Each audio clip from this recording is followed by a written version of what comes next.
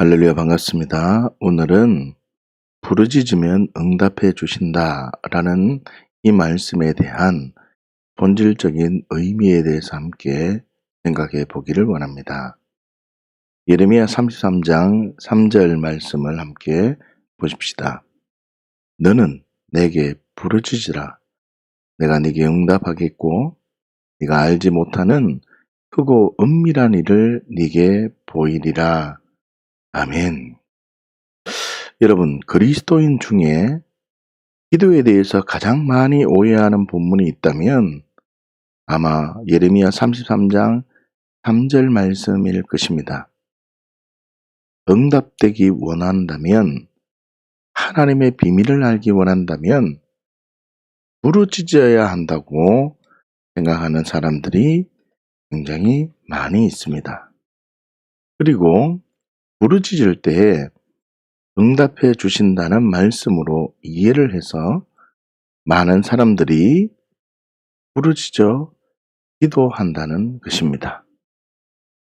여러분, 부르짖을 때 응답하시는 하나님 맞습니다. 그러나 본문의 전체 흐름을 놓쳐버리고 기도에 대한 부분으로만 이해한다면 위험하다는 것을 알아야 합니다. 다시 말하면 3절의 선언이 어떤 과정에서 선언되었는가를 먼저 생각해 보아야 하며 그 다음은 무엇을 알게 되었는가를 생각해 보면 부르짖으면 응답하신다는 그 의미가 명확해지는 것입니다. 다시 말하면 이 예레미야 33장 3절 말씀이 어떤 흐름 속에서 이 말씀이 선언되고 있고 이렇게 부르짖을 때 예레미야가 어떤 계시를 받게 되었는지를 우리가 생각해 보면 기도에 대한 전체적인 흐름을 생각할 수 있다는 뜻입니다. 첫 번째, 존재의 문제 앞에 직면해야 됩니다.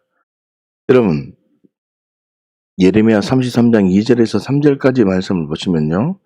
이를 행하시는 여호와, 그것을 만들어 성취하시는 여호와, 그의 이름을 여호와라 하는 이가 이와 같이 이르시도다. 너는 내게 부르짖으라. 내가 네게 응답하겠고 네가 알지 못하는 크고 은밀한 일을 내게 보이리라. 아멘. 2절에 하나님을 인식하는 자가 부르짖을 때, 하나님을 인식하는 자가 부르짖을 때에 응답하시며 알지 못하는 크고 은밀한 일을 보이신다는 뜻입니다. 다시 무슨 뜻입니까? 하나님과의 만남이 있는 자가 먼저라는 뜻입니다. 일을 행하시며 성취하시는 분이 하나님이라는 명확하고 정확한 이해가 있는 자, 그런 자가 부르짖을 때 응답하시며 비밀한 일을 보여주신다는 뜻입니다. 다시 말하면 하나님에 대한 인식이 있는 자가 부르짖으면 응답하시며 부르짖으면 크고 비밀한 일을 보여주신다는 것입니다. 다시 말하면 아무런 관계없는 자가 아무리 부르짖는다 할지라도 알려주시는 분이 아니라는 뜻입니다. 그렇다면 우리는 무엇을 정말 부르짖어야 하는 것입니까? 로마서 8장 15절에서 16절까지의 말씀을 보십시다. 너희는 다시 무서워하는 종의 영을 받지 아니하고 양자의 영을 받았으므로 우리가 아빠 아버지라고 부르짖느니라. 성령이 친히 우리의 영과 더불어 우리가 하나님의 자녀인 것을 증언하시나니 무엇이라고 선언하고 있습니까? 가장 먼저 아빠 아버지라고 부르짖어야 한다는 것입니다. 나의 문제를 놓고 기도하는 것이 아니라 하나님을 아빠 아버지라고 고백하는 관계의 회복이 중요하다는 것입니다. 관계 회복의 부르짖음, 이 진정한 부르짖음이 우리 안에 있어야 한다는 뜻입니다. 사랑하는 주양가족 여러분, 관계 회복의 부르짖음, 진정한 부르짖음이 필요합니다. 하나님을 아저씨로 인식하십니까? 하나님을 아버지로 인식하십니까? 하나님을 하나님으로 인정하십니까? 하나님을 그저 나보다 더 뛰어난 신들 중에 하나라고 생각하십니까? 이 관계 회복의 부르짖음, 이 부르짖음으로 나아갈 때 성령님께서 하나님의 자녀인 것을 증언해 주십니다. 여러분, 자녀에게는요, 비밀을 보여주시고 자녀에게는 필요한 것을 채워주십니다. 자녀는 부모의 도움과 보살핌을 받는다는 뜻입니다. 이 은혜가 풀어지기를 예수님의 이름으로 축복합니다. 두 번째로, 나의 원함이 아니라 아버지의 원함이라는 뜻입니다. 여러분, 예레미야 33장 전체의 흐름을 보면 이 예레미야가 자신의 원함을 놓고 부르짖고 자신의 원함을 놓고 통곡하지 않았다는 뜻입니다. 6절 말씀 보십시다. 보라, 그러나 보라, 내가 이 성읍을 치료하면 고쳐 낫게 하고 평안과 진실이 풍성함을 그들에게 나타낼 것이며, 15절에서 16절까지도 볼까요? 그날 그때 내가 다윗에게서 한 공의로운 가지가 나게 하리니 그가 이 땅에 정의와 공의를 실행할 것이라.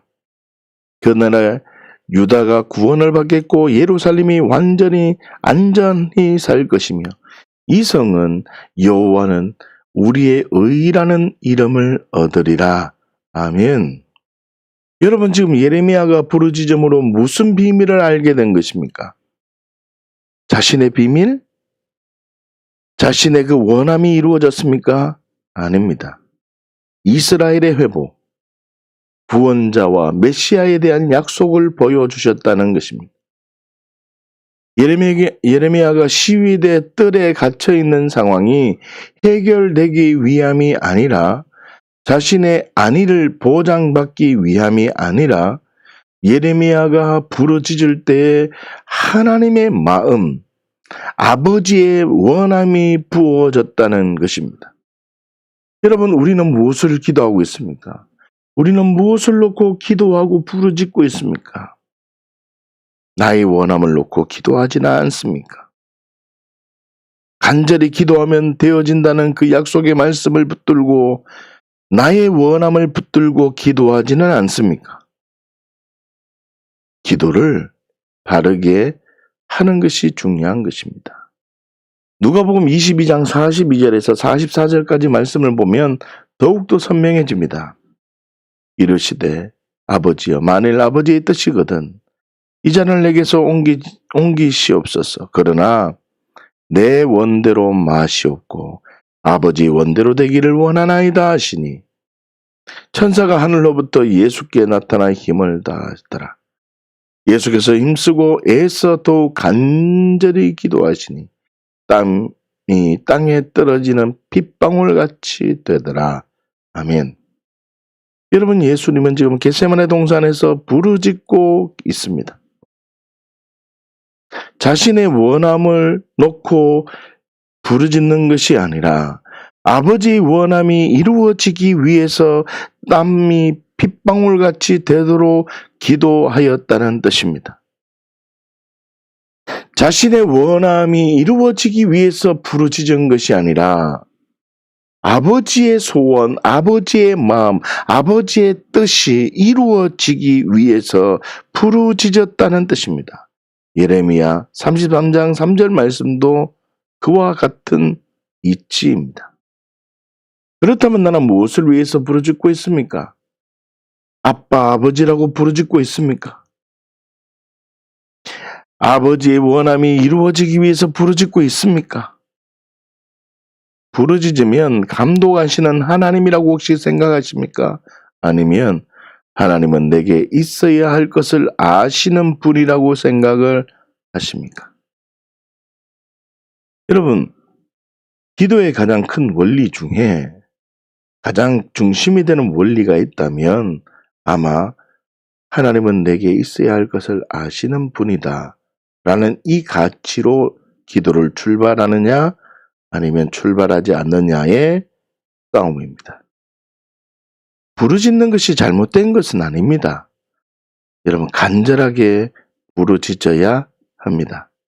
그러나 우리 안에 진정한 부르짖음이 필요하다는 뜻입니다. 나의 소원을 부르짖는 그 기도보다는 진정한 부르짖음, 아빠, 아버지라 부르짖고 아버지의 원함을 알기 위해서 부르짖는다면 이를 행하시는 여호와를 경험하게 될 것입니다. 그것을 만들어 성취하는 여호와를 경험하게 될 것입니다. 여러분, 주를 시험해 보십시오. 사랑하는 주의 한가족 여러분, 오늘 하루 진정한 부르짖음의 시간을 가집시다. 진정한 부르짖음의 시간. 아빠, 아버지. 아버지의 원대로 살기를 원합니다. 아버지의 뜻이 무엇인지 알기를 원하나이다. 아버지의 마음을 내 안에 쏟아 부어 주옵소서.